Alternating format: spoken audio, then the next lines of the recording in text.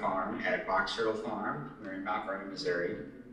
And today we're going to talk about biosolarization for disease and weed control for high tunnels. This was a project I did that was funded by SARE. So a little background on my farm. I've been in business since 2008, specialized in baby salad greens. So that would be the one-cut lettuces like Salanova and Easy Leaf, and baby greens like arugula, baby kale, and Asian greens. And then we do a lot of bunched kale, Swiss chard, and collard greens also. And we're doing all of that in 16,500 square feet of high tunnels. And we have been certified organic for a decade now. Our farm geographically is in the southwest corner of Missouri, so we are 50 miles from the borders with Kansas, Oklahoma, and Arkansas. Okay, so biosolarization is a form of pseudo soil fumigation, and I got started with that in 2018. That spring, I was having severe losses in our high tunnels from dampening off in baby salad greens, so our direct seeded crops. Those either weren't germinating or they were dying a few days after germination. And Recording in progress. Sclerotinia was killing a lot of our lettuce, our transplanted lettuce. Some of that would die within a few days of transplanting, and then that would continue up until harvest. So we were probably losing half of all of our crops that spring. And I had seen just a short 2 or 3 minute news segment about work that University of California, Davis was doing with biosolarization at a field scale. They had been trying it on strawberries and almond orchards. And that is essentially tilling in of organic waste followed by irrigation and covering with clear plastic for 7 to 10 days. So we're going to talk about a few other things that led up to that innovation, standard solarization and biosolarization's close relative anaerobic soil disinfestation. So here we have the disease triangle with everything that is necessary for a disease to take place. And in any of these processes, we are removing the host and altering the soil environment to the detriment of the pathogens. So there's some misinformation about solarization or these other processes, that they are eradicating all soil life and sterilizing the soil. And there's a lot of science to just show that that's not true. Soil pathogens they have a pretty close relationship with the plant host, and the other non-pathogenic soil life is more competitive. So it's a little hardier when there's no, they don't necessarily require a plant host to survive. So if you remove that host, that pathogen is already weakened, and if you alter that environment, it opens them up for just greater losses. So I was able to take, just with our first trial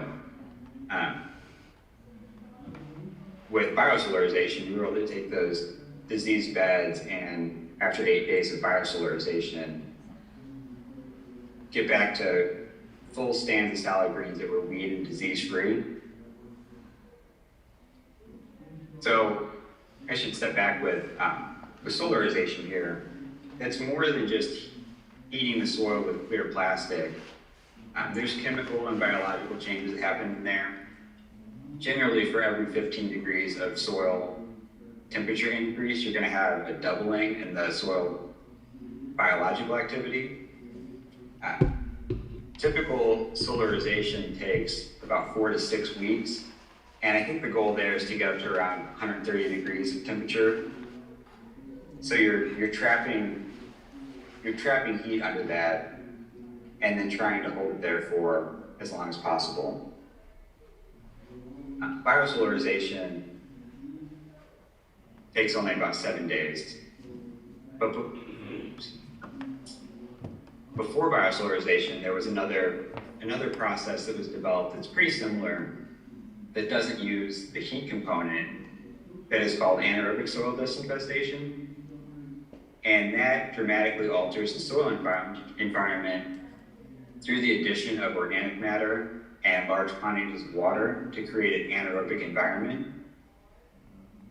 And that causes the fermentation of those organic materials and creates chemical compounds that are pretty short-lived but are detrimental to plant pathogens. And those are going to be volatile organic compounds like alcohols and phenols. And that was simultaneously developed independently in the Netherlands and in Japan.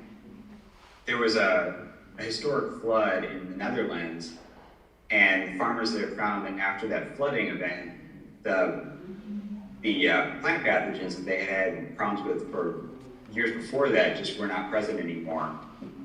And in Japan, they discovered a similar thing when they would rotate vegetable crops with rice paddies, and the flooding of the rice paddies seemed to benefit the health of the vegetable crops that followed that.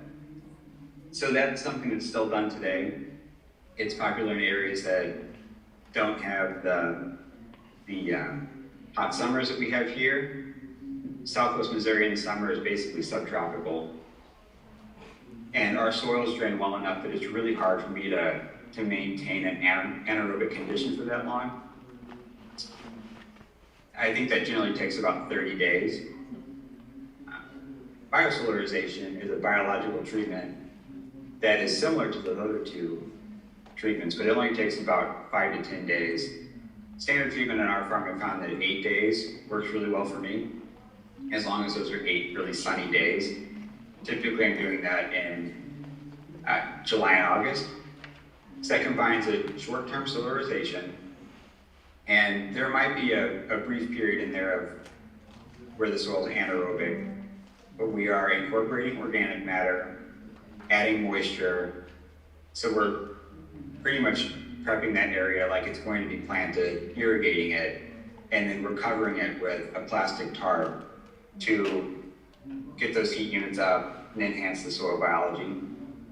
And this is a process that can replace chemical fumigation with an organic process.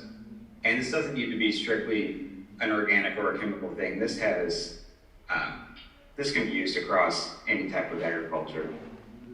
And in addition, it adds organic matter and fertility to the soil. So our farm is located in a highly productive grassland, and we are collecting grass clippings from the farm, and that is the feedstock for our process here, because that's what's available to us. And UC Davis has used compost successfully, almond hulls, tomato pumice, and grape pumice that's left over from wine processing. Ideally, that feedstock is going to be something that has a carbon to nitrogen ratio of 30 to 1. And if you've ever made compost or read about the composting process, that number is going to look familiar, because that is the ideal temperature or the ideal carbon to nitrogen ratio for a compost pile. And a smaller particle size is going to be more effective just because it gives more surface area for that soil biology to chew on those pieces. But really, you just want to think of it like sort of building a compost pile in the soil. You need something that's really going to break down fast. And what's happening on our farm is that the decomposition of those grass clippings that would typically take place in 3 or 4 weeks is happening in 1 week. And all of those byproducts of decomposition, combined with the heat, are killing soil pathogens and weeds. So we're back to getting perfect stands of salad greens. So our project, we started biosolarizing in 2018. In 2019, I submitted for SARE grant for biosolarization for disease and weed control in winter high tunnel. Sclerotinia is a perennial problem in winter high tunnels here. we're not heating any of our high tunnels, but it still gets pretty cold here. In Southwest Missouri, we typically see, sometimes we'll see lows as low as the negative teens. It would be pretty unusual for us to go 8 or 10 days without having a day that has a high above freezing. So we can have long, mild stretches, but it's still pretty cold here. And that really just creates a great environment for sclerotinia. So for this project, we had 2 newer high tunnels, and they had been cropped before, but they had not been treated with biosolarization. So they were really good for this experiment. One high tunnel, we used old greenhouse film, just something that had been taken off of a high tunnel previously, and recycled for the solarization. The other house, we used a product called TIF, which is totally impermeable film. And that is something that was created to help stretch the dwindling supply of methyl bromide, which is a conventional soil fumigant that isn't manufactured anymore. And they use that in anaerobic soil disinfestation sometimes too, because a standard agricultural film will allow some gases and smaller particles, smaller molecules to permeate through. Totally impermeable film is exactly the sounds. It does not let anything pass through. So we wanted to test those to see if we could get greater effects or if there was a benefit to one versus the other. We had 5 test beds in each tunnel with increasing quantities of inputs per bed and then 1 control bed. So that control bed didn't get any plastic or any grass clippings. Then we had a second control bed that had no inputs, but it was still covered with plastic. And then each of the other 4 beds had grass clippings that were added in 50-pound increments. And those are 250 square foot beds. So we started at 50 pounds and went up to 200 pounds per bed. And these were fresh grass clippings. We're collecting those the same day that they're applied. I had found that if the grass clippings were collected previously and then stored, they would clump up. They heat up almost immediately. And if there's big clumps, they can't get tilled in as effectively. And if they're dried out, they don't break down as quickly either. So to collect those, we're using residential equipment, but on the larger end. So we have a Cyclone Rake brand lead for lawn vacuum that is towed behind a 0-turn mower. And that leaf vacuum has a 10 horsepower gas engine that powers a fan and has a big tube running from the fan to the mower deck to suck the grass clippings out, and then has a 1 cubic yard collection basket on it. So with that, we're able to collect about a cubic yard of grass clippings in 8 or 10 minutes. And then we have our used polyfilm, our TIF plastic. So here's a high tunnel covered in TIF. So I have the edges buried here. There is a seam in the middle. I think these strips of plastic were 12 feet wide. We have metal poles weighing down that seam in the middle. And we have our control bed in the background. This shows the sidewall down, probably because I was in there. For the experiment, we kept the sidewalls up, doors closed, gables closed. The timeline for this was we prepped these beds and covered them in August of 2020 for 12 days.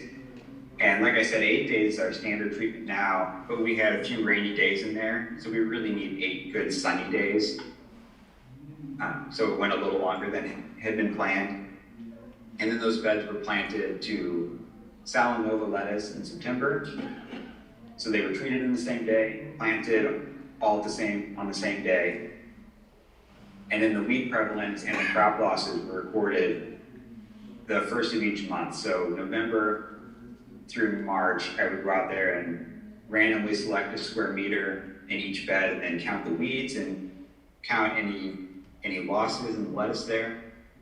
And then I would cultivate immediately after that, so I would have a clean count for the next time. So the results from the weed control in this experiment were inconclusive. And basically what we saw was there was decent weed control. Cultivation was still necessary, but we had pretty low weed counts in the control beds also. And I think that might just be because you get a solarization effect from just closing up a high tunnel in August, sealing it up for a period of time. There is some historical reference that shows that prior to the 1970s, where solarization was kind of normalized with sheet plastic, they would do that throughout the world in hot regions. They would bear fallow ground, and they had a solarizing effect from that. But I do know that just across our farm, having done this for a number of years, is that we get really good weed control from biosolarized beds, unlike what we're getting from just standard beds. The sclerotinia control was really good. We didn't have any sclerotinia in the control beds, we did have sclerotinia in the control beds, which we did not have in the treated beds. The treated beds had a higher incidence of Botrytis, which is not a soil-borne pathogen, and I don't know if that was relevant enough. So we did have some mortality in there, but it was not from the sclerotinia that was the focus of this project. But really important for our farm was that we found that it completely eliminated wireworms. In the control beds, we had losses in our lettuce probably around 50% from wireworms, and the beds survived had enough, or the lettuces that survived had enough root damage that they never flourished like the beds that had been treated with biosolarization. And wireworms have always been a big issue for us because all of our beds, all of our high tunnels are on ground that was previously in fescue pasture, and wireworms can persist in the soil for years after you turn sod in. But now, just after one treatment of biosolarization, after fighting these wireworms for years, we just don't have any, they're gone. And I've tried in the past parasitic nematodes to control wireworms, and other organic controls, and none of those seem to have any effect. So I was really excited to get that result.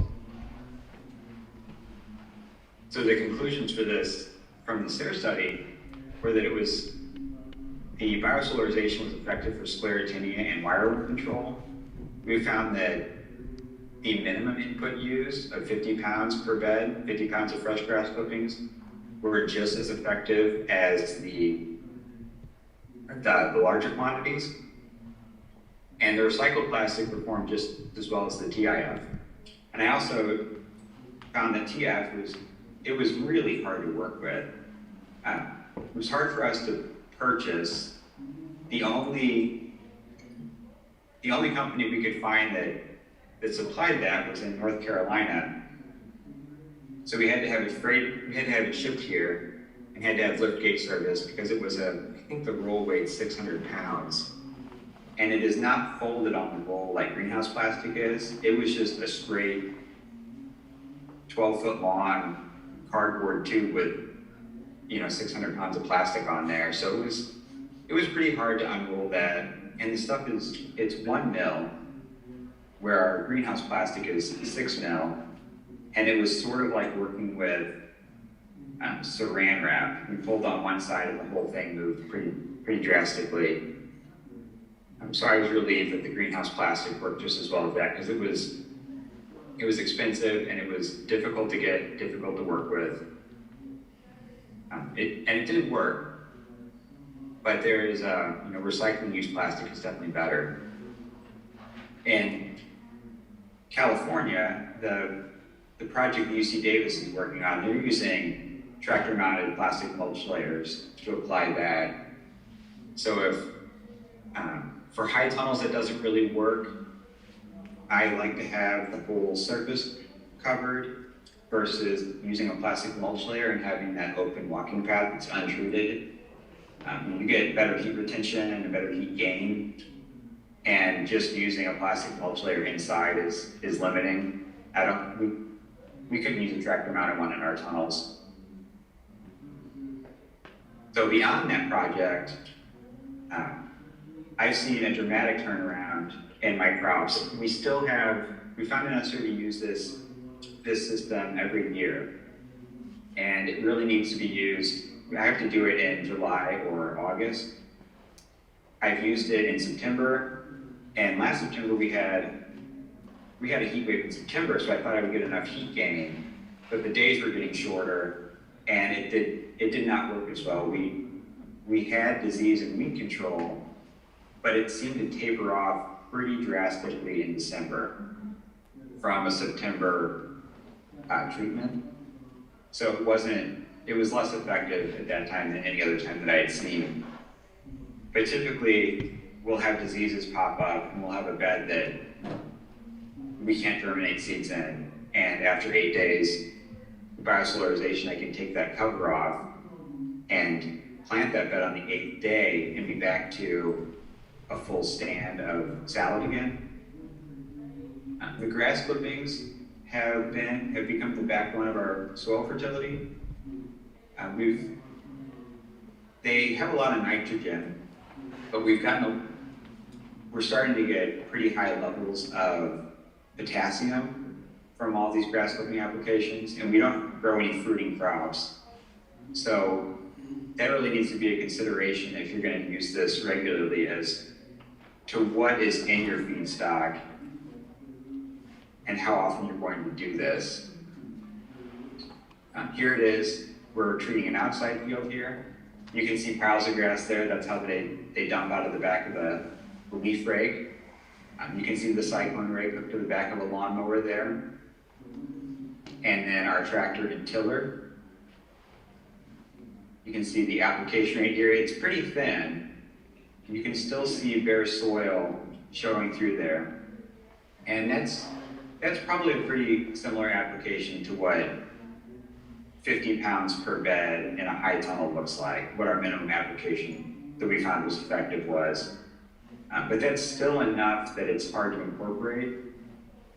Typically it takes at least 2 passes with a tractor-powered tiller. And that is a big consideration. It's worked for us for several years, but now I'm seeing that it's causing a lot of compaction in our high tunnels. Prior to biosolarization, we were prepping a lot of those beds with a lighter touch. I had a walk-behind tiller and a tilter, which Johnny sells. It's really good for terminating salad crops. It's powered by a drill, and it only is tilling really that top inch or two of soil. And sometimes we would just tarp beds to terminate a crop and get that bed ready for planting again. But to till in grass clippings, it really needed a lot more horsepower, and you really need to break up the clumps. So I had to start using our field equipment in there. And for several years that appeared to be fine. Now that we're going into our 5th year this now, we're seeing a lot of compaction, and that hard pan is getting shallower. So started having the broad fork beds this year. So now I'm looking into getting new equipment, probably a walk-behind tractor, a BCS or a Grollo, to alleviate that compaction. But our disease control in these salad crops is so important that I'm pretty dedicated to continuing using the biosolarization. You can see the bed still. This is TIF plastic out here to the side.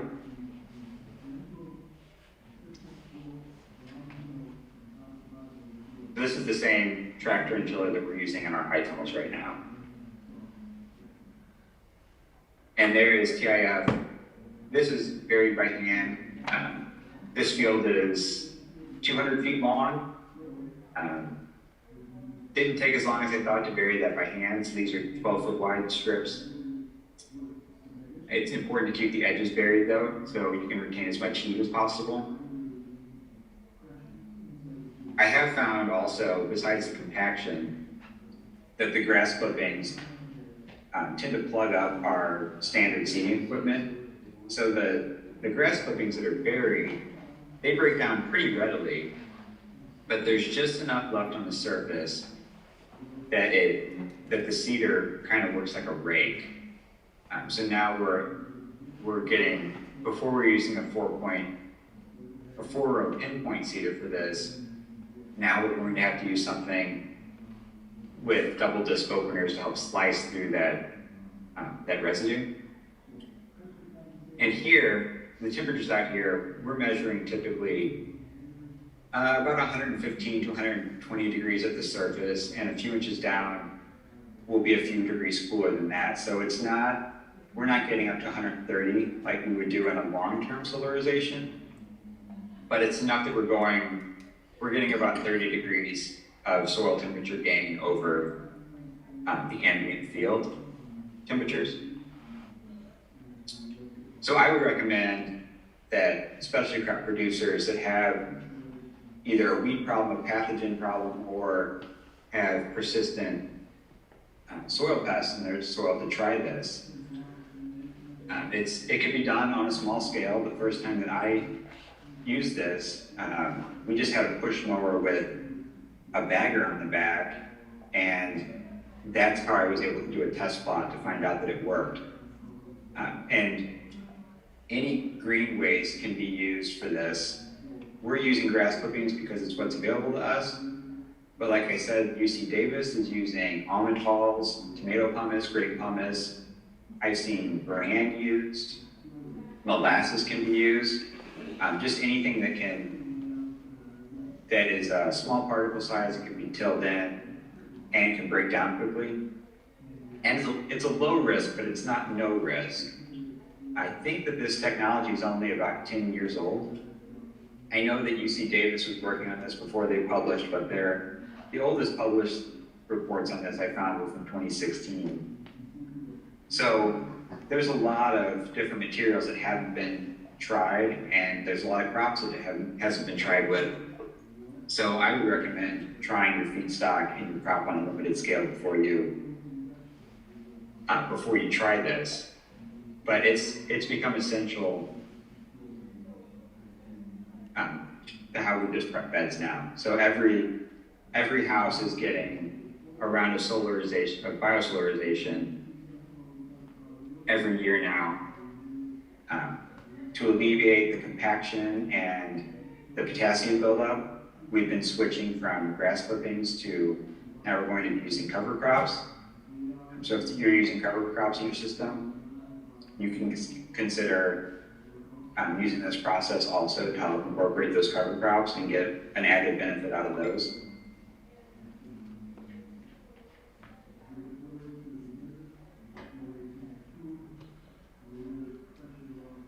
So let's get some time. Do you have any questions? Sorry, I can't see anyone out there. You can see me, but there's a wonderful group of people here. Okay. And yeah, I will help moderate the questions. Sure. Do we have any questions? Yes. There was some work done in the 1990s using brassicas and seemed to get extra benefit from using that as the green source. Probably the sulfur that was released from it. So I wonder if he's tried anything like that. So the question was that in the 1990s, there was some research done about using brassica residue as your green biomass. Okay. And likely due to the potential sulfur that was released. So is that anything that you've come across in your research? I do know about that. That's biofumigation.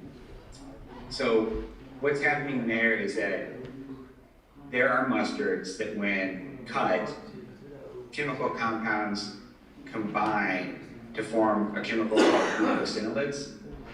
And those glucosinolates they're pretty short-lived, but it's a pretty powerful chemical.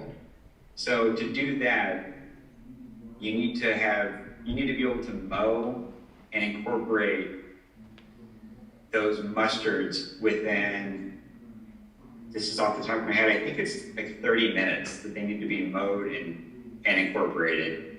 I know farmers that have just tilled in mustards, so like with a tractor-powered tiller, I don't think that would work with a walk-behind because you have a lot of residue there. They get pretty big, but they've had success with not mowing and just tilling those in. But that idea is that as you chop those up, those chemicals are created in that process, but they off-gas really quickly. And that's effective too, but it's a different process because it is natural, but it's a chemical process where biosolarization relies on heat and biology. You're just looking at sort of mustard gas in your soil. There's varieties that are bred just for that. I think one is called Roja. Sorry, I don't have that on top of my head. Roja Calente, I think, is the variety that is grown for high glucosinolates. Sayre did a study on that a few years ago. I know there's a YouTube video up that talks about that. They did that in the southeast and found that it helped control sclerotinia in high tunnels. So it's another process I forgot to mention here, but it requires a little bit more specialization.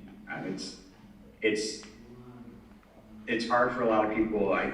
Typically, if you're going to mow and incorporate that at the same time, you need 2 tractors. So, but yeah, it does work. So it would be biofumigation with mustards. So I have a question. If you are a no-till producer, no-till gardener, and you're to skip the incorporation of the biomass, do you think you could get some benefit of similarity, or what might your thoughts be?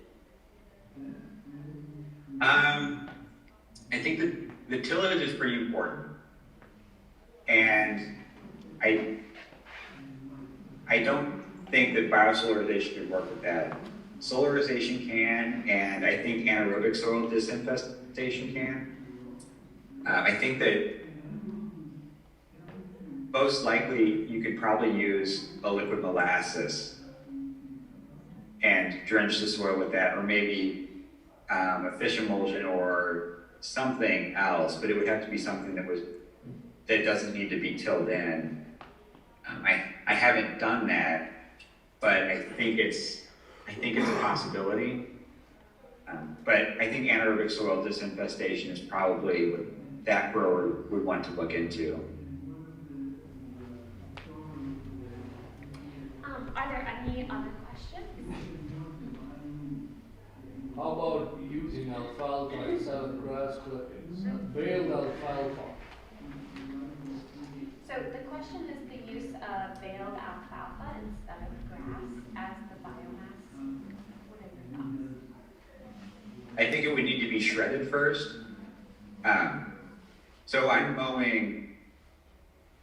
mowing pasture grasses, but they're probably only about 8 inches tall. I think if I was using hay, I would have trouble incorporating that. And the larger the material is, the slower the breakdown is. So if the alfalfa could be ground or pelleted, that would work. It would be expensive because alfalfa is not a waste product.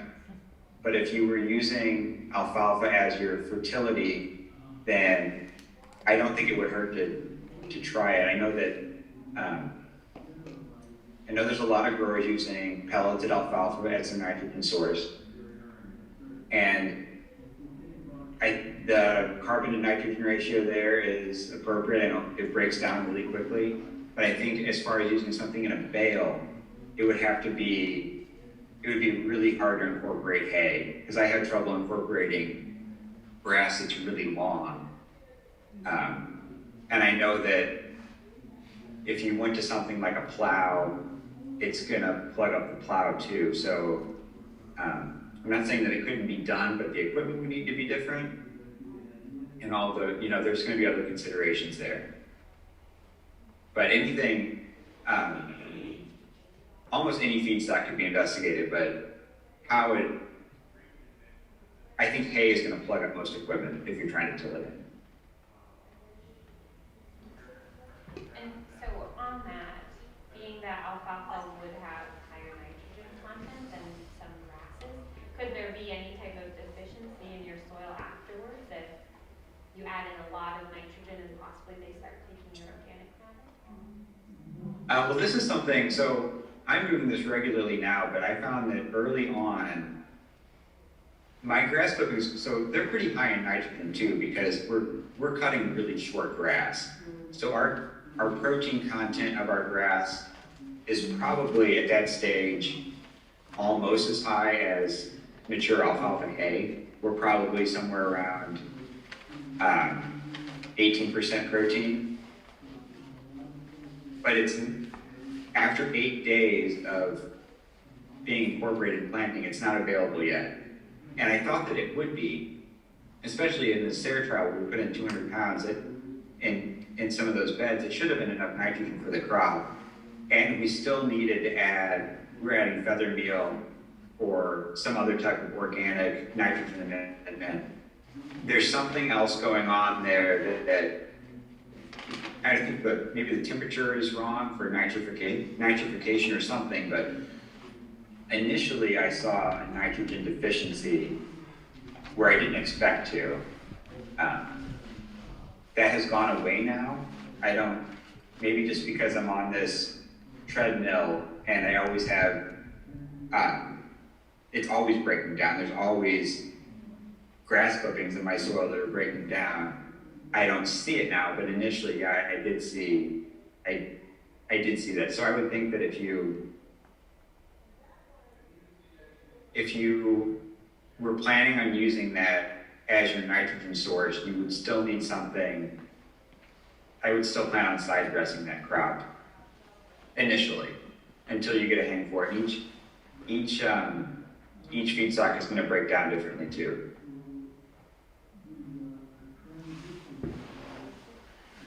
Are there any other questions? I have one more question. I'm just going to monopolize all of them. Out of curiosity, were there any considerations of using a darker colored plastic in terms of looking at how black plastic may do for the solarization process versus the clear? I have used silage tarps on my farm, and I think that they work. I think that they work equally as well. It's not something that I've tried side by side, and I haven't. I think that they work. I've heard that UC say that black plastic doesn't work, that it doesn't build up the heat. But I know that if I have a silage tarp over the entire floor of a high tunnel, it's getting just as hot as the clear plastic does. But then if I've seen beds that use a plastic mulch layer and they're in narrow strips, it doesn't get nearly as hot. So I think that silage tarps could be used. I don't think that a narrow strip of black plastic would be as effective, but I see a lot of heat retention under a silage tarp. I know there's differences there in how the solar radiation goes through a black plastic, and that there's wavelengths that don't go through. I mean, obviously the visible wavelength isn't going through, and UC Davis says that there is that it doesn't work the same. But in a really limited scope here, I've seen it work if I do a large enough area. Does that make sense? Yeah, it does. It does. Okay. We had a presentation earlier on different types of plastic mulching, so I was just curious. Yeah, the silage tarps are really interesting. So if you do solarization or biosolarization wrong, like if there's too many holes in the plastic, or if the weather is too rainy, then it's like you've created a greenhouse into there. If the weeds have had a chance to proliferate, and it's not going to have an effect on perennial crops. So we had beds that still had dock in them. We have Bermuda grass here. You probably, I don't know if you have that in your area. More of a southern thing, but the perennials, or plants that can grow from vegetative bits like chickweed, they aren't affected by solarization if there's bits under there that can root. Where a black plastic tarp will take those things out eventually. So yeah, I do like the silage tarps for different things. I think for anaerobic soil disinfestation, those would probably be really good too. But I mean, if that's what you have, then it doesn't hurt to try it out. I mean, at its core, this system is incorporating organic matter and irrigating it and covering it with a tarp. So it's not complicated. Or if you have a tarp, if you have a tarp and compost, you're pretty much set up to start.